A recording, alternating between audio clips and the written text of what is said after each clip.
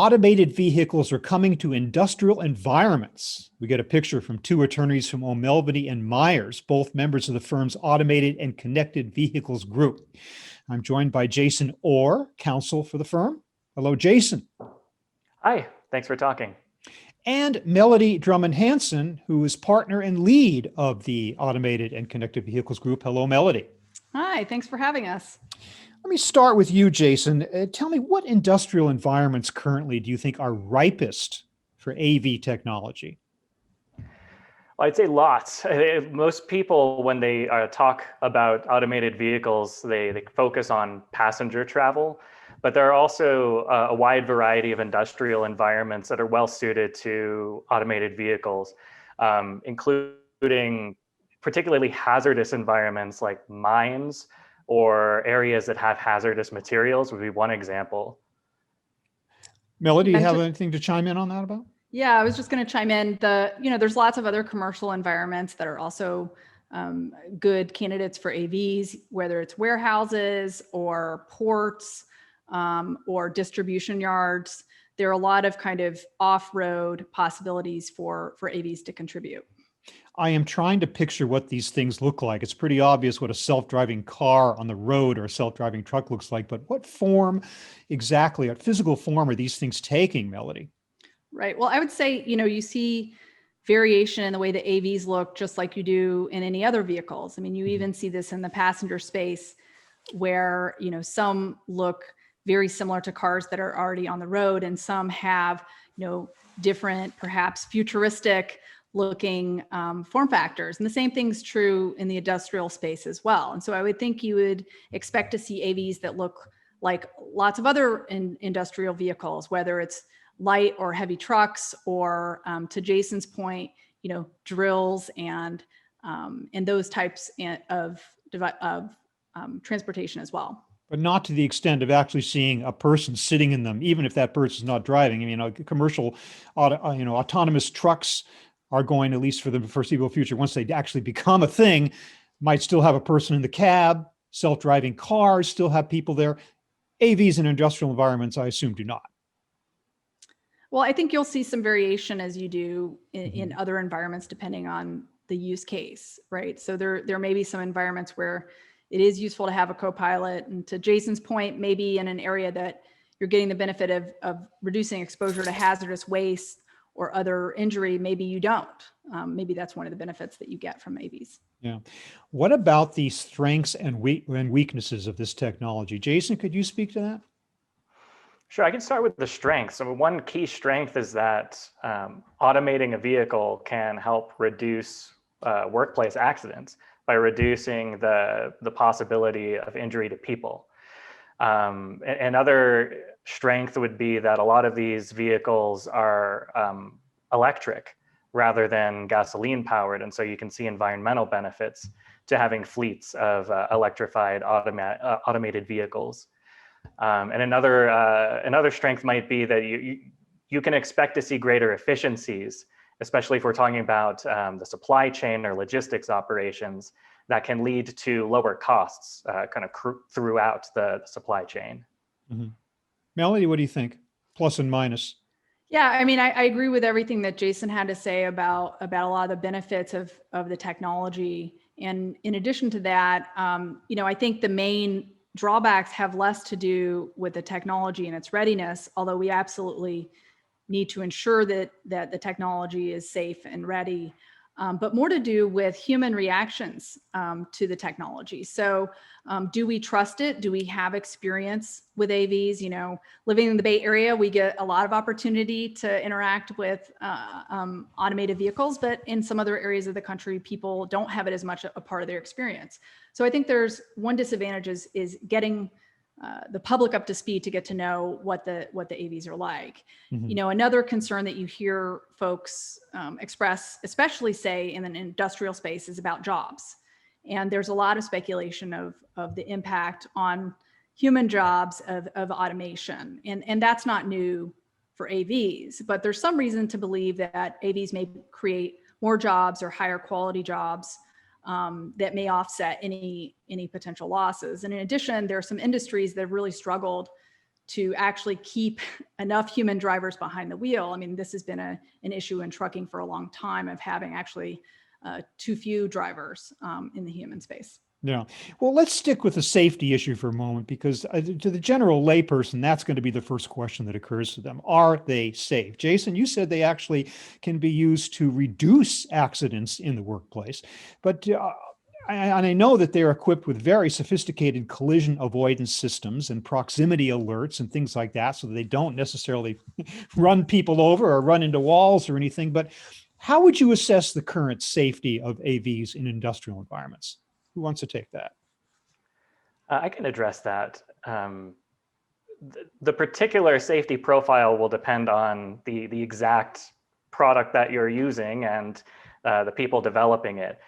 But just looking generally across the industry, there have been big advancements in safety, and that's one of the key advantages of automated vehicles over other generations of industrial robots, is that they have this ability to see what's around them and react to their environment in a way that where they can keep people around them safe.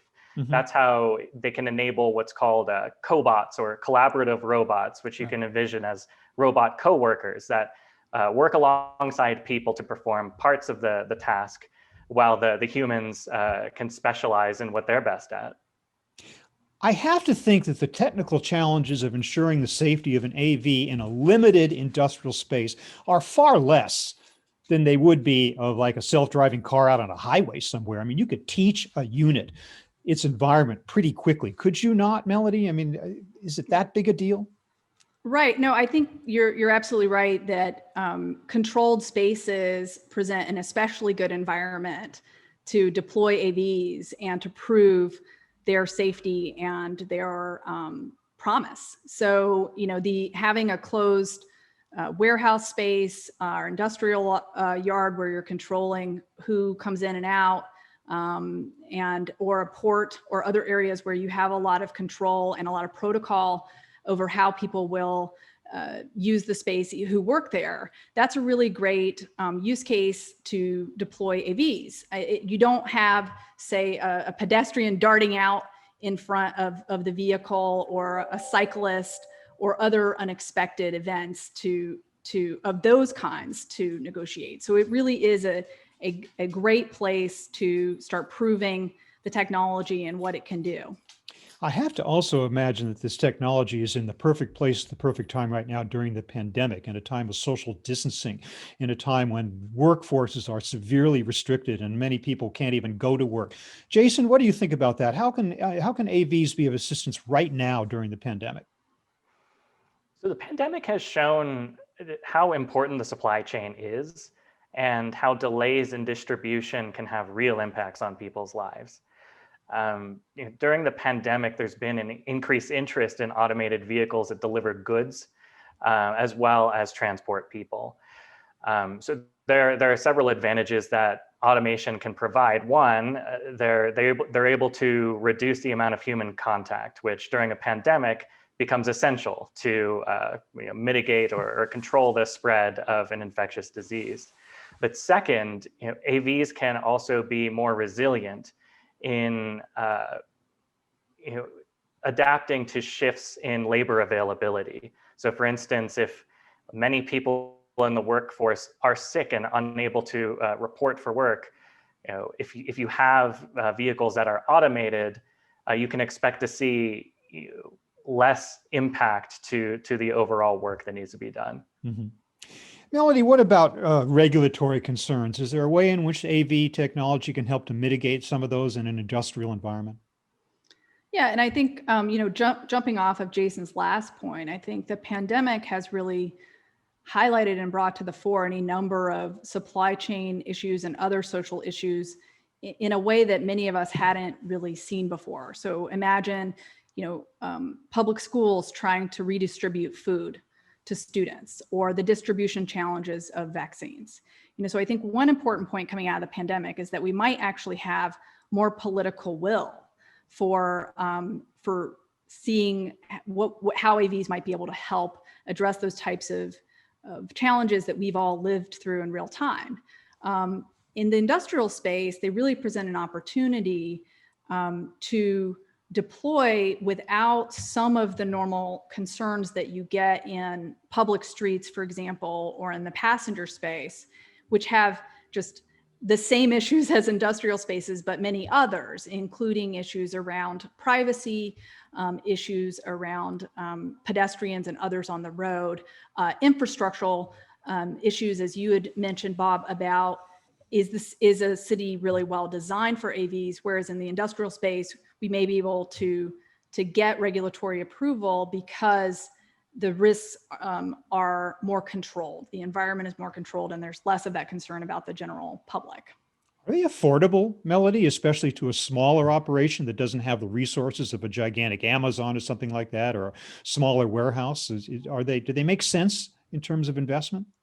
Right. Well, I think one thing to remember here is that the industry is a very broad one that covers everything from folks making aftermarket kits for vehicles to, robots, as Jason mentioned, cobots for particular purposes, including, small delivery vehicles, up to passenger vehicles or industrial trucks. So I think the cost really varies depending on which of those types of things you're going to do.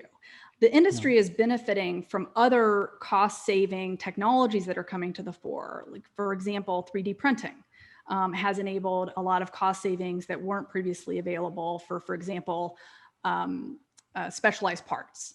So I think the short answer is there will be a lot of affordable options out there, and the longer the technology is on the market, the more we see those costs come down.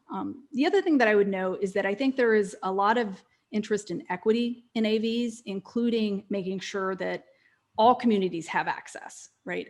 That it's not just something that's based in big cities, but it is available on main streets across America and in rural areas. And so I think when you think about that, there will be a lot of stakeholders who are interested in making sure that costs are affordable to various players. Well, we're just about out of time, but I just want to ask Jason kind of a final question that is, how do you think this technology might evolve? How different might these things look like in years to come? What different tasks might they take on that they're not doing now?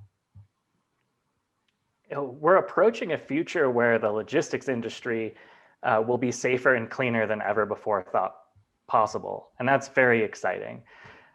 We will encounter issues, legal and otherwise, in this industry, but there are lots of possibilities that will open up when you have autonomous machines that can reliably do some of the more hazardous or repetitive jobs in the supply chain.